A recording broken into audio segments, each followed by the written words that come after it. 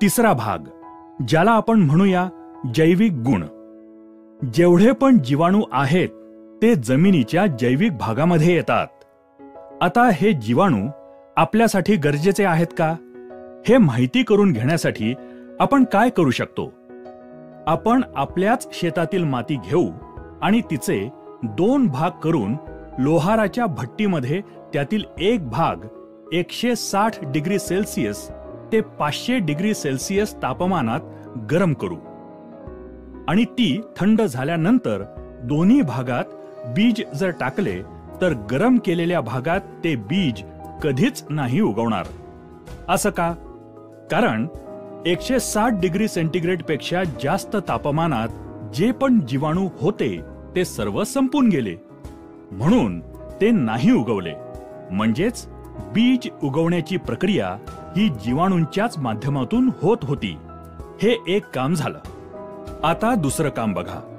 आपण शेतकरी जेव्हा जमिनीत खत टाकतो त्यावेळी असं करतो का की पिकाच्या आजूबाजूची माती कोरून त्याच्या मुळ्या बघून खत टाकतो? नाही. आपण काय करतो, कसं पण खत फेकून येतो. आता खत तर मुळांच्या जवळ नाही पडत, ते कुठेही पडलेलं असतं.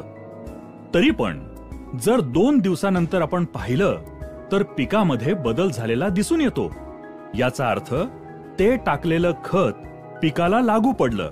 म्हणजेच खत आणि पीक यामध्ये काहीतरी हालचाल झालीये. मग काय झालं? खत चालून पिकाकडे गेलं की मुळ्या बाहेर येऊन खत खाऊन परत आत गेल्या? नाही, असं काही नाही झालं. या कामामध्ये सर्वात महत्वाचं काम जीवाणूंचं असतं. मला सांगा, जे खत आपण टाकतो ते खत पीक एकाच वेळेला घेतात का? नाही. मग जे खत आपण टाकतो ते स्वतःला जमिनीत साठवून ठेवू शकतं का? नाही.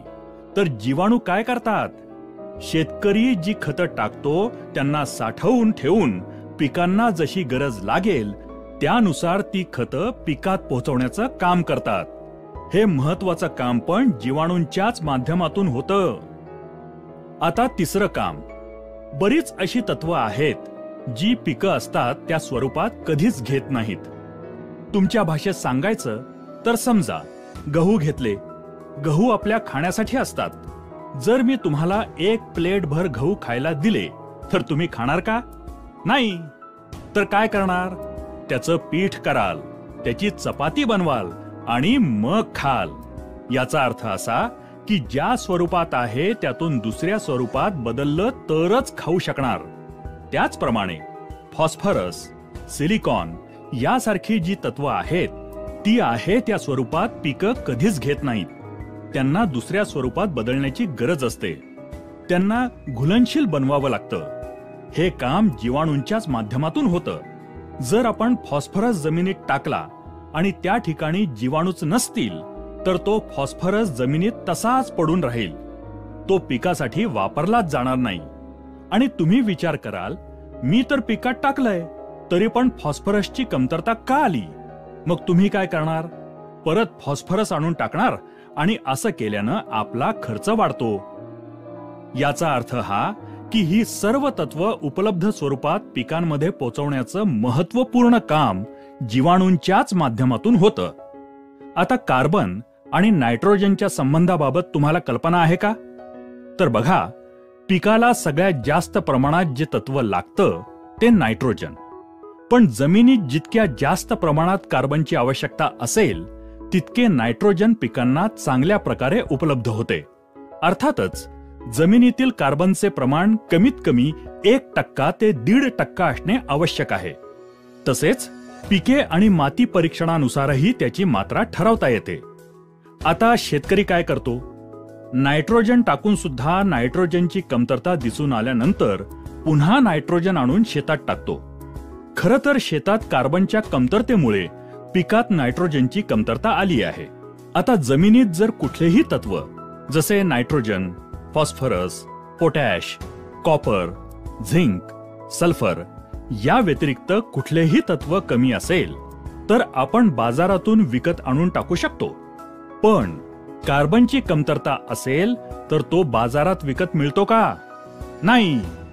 कार्बन जमिनीत उपलब्ध करण्याचा एकच मार्ग आहे, शेणखत किंवा कंपोस्ट खत. आता हे शेणखत किंवा कंपोस्ट खत काय आहे? हे मोठ्या पातळीवरचं तत्वांचं विघटन आहे. शेणावर प्रक्रिया होऊन ते खतामध्ये परावर्तित होतं आणि जो काही शेतातील काडी कचरा, पालापाचोळा हा मोठ्या पातळीवर कुजल्यानंतर कंपोस्ट तयार होतं.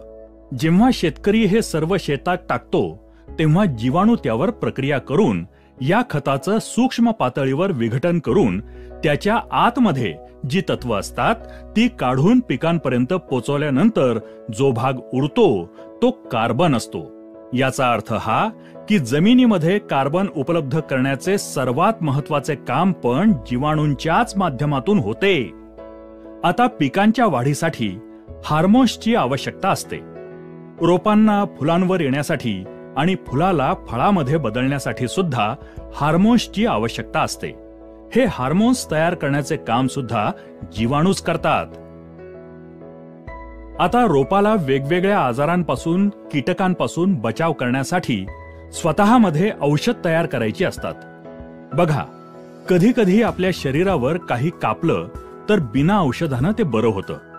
कधी कधी एखाद्या तंदुरुस्त माणसाला जर ताप आला तर बिना औषधानं तो बरा होतो. कारण आपलं शरीर आतल्या आतमध्ये औषधे त्यासाठी बनवत असतं.